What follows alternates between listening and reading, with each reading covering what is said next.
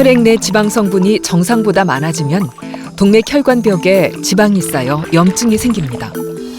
또 혈관벽이 좁아지고 막히는 동맥경화가 생길 수 있는데요. 이렇듯 우리 몸속에서 필요 이상의 지방이 생긴 것을 고지혈증이라고 합니다.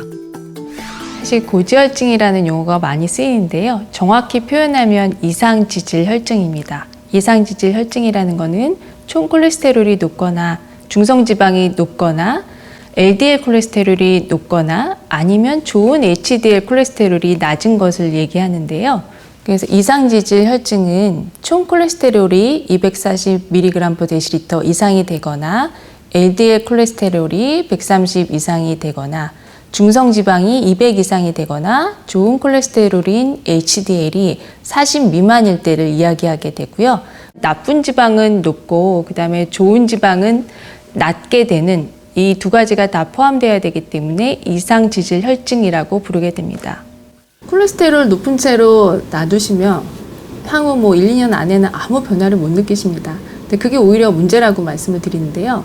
열이 나거나 아니면 어디가 통증을 느끼시거나 하시면 병원에 찾아오셔서 치료를 받으실 텐데 혈관이 망가질 때까지 사실은 침묵의 소리를 일관하기 때문에 정말 안 좋은 상태까지 아무 변화를 못 느끼십니다. 그래서 콜레스테롤이 높게 되면 전신에 있는 혈관 벽에 콜레스테롤이 쌓이게 되고 그 다음에 그 쌓인 콜레스테롤 주변으로 염증 물질이 꼬이게 돼서 염증 반응이 지속적으로 일어나게 됩니다.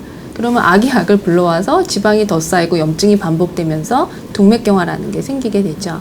그래서 심장에서 동맥경화가 생기게 되면 협심증이나 심근경색을 유발할 수 있는 거고 뇌혈관에서 동맥경화가 생기게 되면 뇌졸중을 유발할 수 있게 되는 것이죠.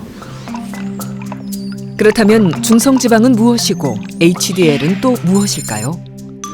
혈액을 떠도는 지방, 즉 지질 성분은 크기와 밀도를 기준으로 크게 LDL 콜레스테롤과 HDL 콜레스테롤로 나뉩니다. LDL은 간에서 만든 콜레스테롤을 싣고 혈액을 따라 신체 각 조직으로 운반되는데요. 이때 혈액 안에 LDL이 너무 많으면 혈관벽에 스며들어 혈관벽이 좁아지는 죽상경화가 나타납니다. 반대로 HDL 콜레스테롤은 혈관벽에 쌓인 콜레스테롤을 실어 간으로 수송하는 역할을 하죠.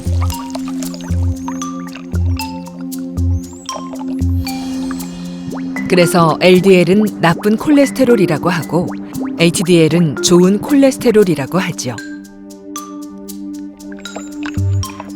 그리고 혈관 속 지방 중 대표적인 나쁜 지방의 또 한 가지는 중성지방입니다. 다른 지방에 비해 비만, 운동 부족, 음주, 탄수화물 섭취 등의 영향을 더 많이 받는 편으로 고지혈증 진단에서 중요한 지표 중 하나입니다. 이상지질 혈증, 즉 고지혈증으로 진단되는 기준은 나쁜 콜레스테롤, LDL은 130 이상, 중성지방은 150 이상, 그리고 좋은 콜레스테롤, HDL은 40 이하일 경우입니다. 하지만 이는 모든 사람에게 똑같이 적용되진 않죠. 당뇨나 혈관 질환이 있는 사람에겐 그보다 더 엄격한 기준이 적용됩니다. 그래서 콜레스테롤은 주로는 LDL 콜레스테롤과 그다음에 HDL 콜레스테롤로 이루어지게 되는데요. 사실 지방의 성분이 다르거나 무엇이 다른 게 아니라 지방을 갖다가 수송하는 그런 단백질에 따라서 이거를 나누게 됩니다. 그래서 수송하는 단백질의 단백질 성분이 많게 되면 비중이 높아지기 때문에 그 경우를 HDL 콜레스테롤이라고 부르고요. 비중이 낮은 경우 LDL 콜레스테롤이라고 부르게 되죠. LDL 콜레스테롤은 비중도 낮고 크기가 작기 때문에 혈중을 떠돌아 다니다가 혈액에 이제 침착되게 되면 동맥경화를 일으키게 되고요. 그 다음에 HDL 콜레스테롤 같은 경우에는 반대로 조직이나 아니면은 혈중에 있는 나쁜 지방을 간으로 역수송을 시키는 역할을 하기 때문에 좋은 콜레스테롤로 불리게 됩니다. 과도한 탄수화물 섭취는 고지혈증의 원인이 되는데요. 탄수화물을 많이 먹으면 탄수화물이 빠르게 소화되면서 혈당이 급격하게 올라갑니다. 그러면 혈당을 낮추기 위해 췌장에선 인슐린을 분비하죠. 인슐린은 혈액 속으로 분비되는데 당을 분해해 에너지로 전환시키는 역할을 합니다. 하지만 당이 에너지로 쓰고도 남을 만큼 많아지면 결국 남은 당은 내장 지방으로 저장됩니다. 당연히 혈액의 지방 성분도 많아집니다.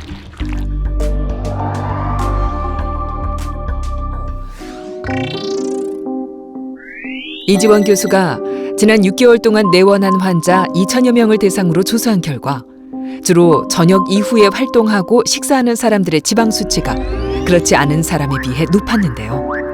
중성지방 수치는 평균 20, 나쁜 콜레스테롤 LDL 수치는 평균 10 정도 더 높은 것으로 나타났습니다.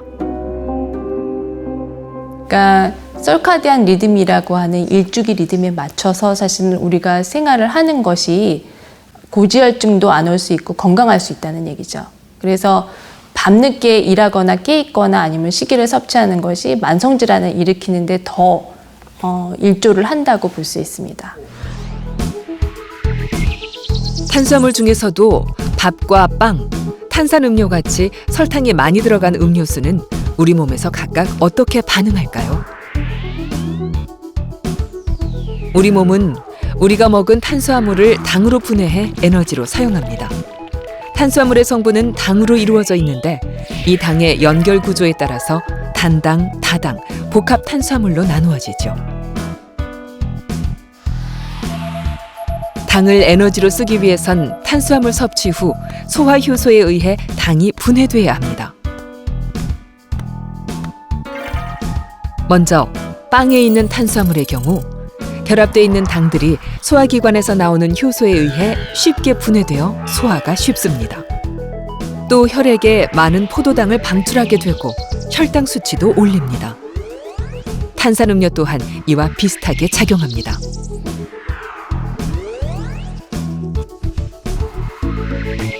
그러나 통곡물이나 채소와 같이 섬유소가 많은 음식은 조금 다릅니다.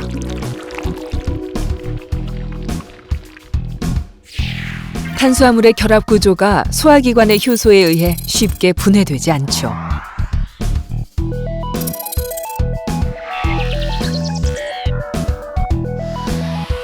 때문에 혈액으로 포도당이 가는 것을 늦추게 됩니다. 이런 이유로 통곡물의 일종인 밥보다는 빵이나 음료수를 통한 당 섭취가 중성지방의 수치를 더 높입니다. 나쁜 콜레스테롤 LDL 수치를 높이는 지방은 포화지방으로 육류에서 나오는 기름이 대표적입니다. 반면 생선과 견과류에 많이 들어가 있는 오메가3, 들기름, 참기름에 든 오메가6 등 불포화 지방은 좋은 콜레스테롤 HDL 수치를 높일 수 있습니다. 패스트푸드나 비스킷, 튀김류에 많이 든 트랜스 지방은 우리가 먹는 지방 중 가장 몸에 나쁩니다. LDL과 중성 지방의 수치를 높일 수 있습니다. 닭가불포화 지방의 이제 대표적인 것이 오메가3, 오메가6인데요. 오메가3가 많은 것은 생선이나 아니면 견과류나 푸른잎 채소에 많이 들어 있습니다. 이 오메가3는 항염작용과 항산화작용이 있기 때문에 고지혈증을 오히려 호전시키고 중성지방을 낮추고 심혈관 질환을 낮출 수 있습니다. 오메가6가 많은 것은 주로 이제 옥수수 기름, 참기름, 연실류 이런 식용유에 많이 들어있게 되는데요. 오메가6도 적절하게 섭취를 하거나 트랜스 지방이나 포화 지방을 대신해서 오메가6를 먹게 되면 고지혈증을 호전시킬 수 있습니다. 하지만 너무 많은 양을 섭취하게 되면 이 오메가6가 염증과 항염증 작용에 동시에 작용을 하면서 LDL 콜레스테롤이 산화에 민감하게 만들기 때문에 오히려 심혈관 질환을 증가시킬 수 있습니다. 그래서 적절하게 섭취하는 게 중요하고 식용유를 먹을 때에도 주의가 필요합니다.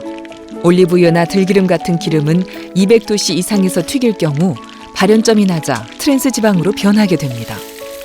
때문에 튀김에는 발연점이 높은 포도씨유나 캐놀라유 등을 쓰는 것이 좋습니다. 올리브유나 들기름의 경우 고온으로 가열하는 것보다 샐러드, 무침용으로 사용하면 좋은 효과를 볼 수 있습니다. 모든 사람이 수치가 동일하게 이제 치료 목표가 있는 게 아니라 가지고 있는 위험인자에 따라서 나쁜 LDL이나 중성지방을 치료하는 기준이 다르게 됩니다. 초고위험군이라고 하는 심근경색이 있거나 죽상경화성 뇌졸중이 있거나 말초 혈관 질환이 있으신 경우에는요, LDL 수치를 정확하게 70 이하로 낮춰줘야 되고, 고위험군에 해당되시는 당뇨병이 있거나 복부 동맥류가 있거나, 그 다음에 경동맥 초음파에서 혈관이 좁아지거나 동맥경화반이 보이는 경우에는 생활습관을 교정하고도 수치가 100 이상이라면 약물 치료를 하셔야 됩니다. 고지혈증 치료약은 크게 나쁜 콜레스테롤, LDL 수치를 낮추는 약제와 중성지방 수치를 낮추는 약제가 있습니다.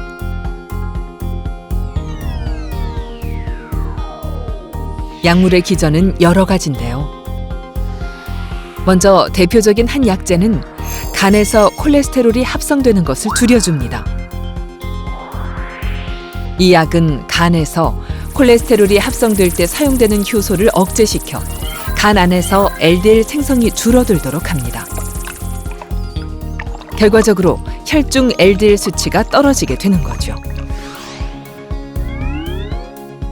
음식에 든 콜레스테롤은 소장을 통해 흡수하게 되는데요.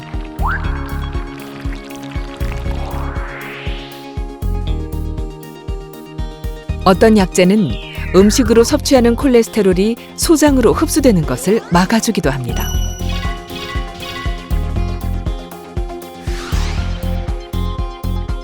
그리고 LDL이 간에서 분해되기 위해서는 간 표면에 있는 수용체가 LDL을 간으로 끌고 들어가야 하는데요.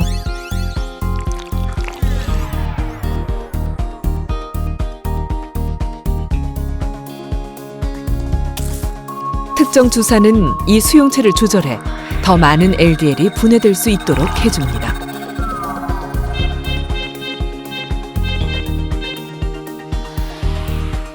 마지막으로 중성지방 치료약은 분해 억제 효소를 조절합니다.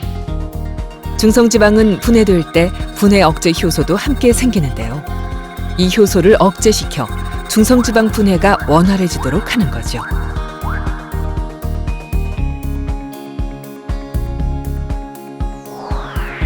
대부분의 약제가 나쁜 지방을 줄이는 방식인데요. 그렇다면 몸에 좋은 콜레스테롤, HDL을 증가시키는 방법도 있을까요?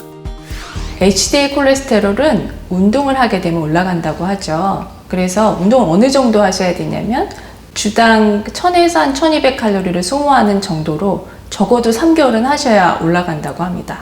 또 흡연하시는 분은 금연을 하시게 되면 좋은 콜레스테롤이 올라갈 수 있고요. 나쁜 트랜스 지방이나 포화 지방을 대신해서 좋은 불포화 지방을 섭취하게 되면 HDL이 올라갈 수 있습니다. 알코올은 중성지방과 어떤 연관이 있을까요? 알코올이 몸에 들어가면 30%는 위 점막으로 흡수되고 나머지는 소장에서 소화되는데요. 소화관에서 흡수된 지방은 혈액을 타고 전신으로 보내진 후 지방 분해 효소에 의해 분해돼 우리 몸의 에너지로 쓰입니다. 하지만 알코올을 과도하게 섭취하면 지방 분해 효소의 기능이 약화됩니다.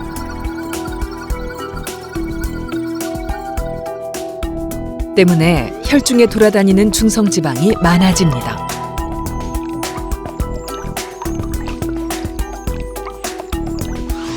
알코올이 직접적으로 지방을 만들진 않지만 지방 분해 능력을 떨어뜨려 내장과 혈액에 지방이 쌓이게 되는 거죠.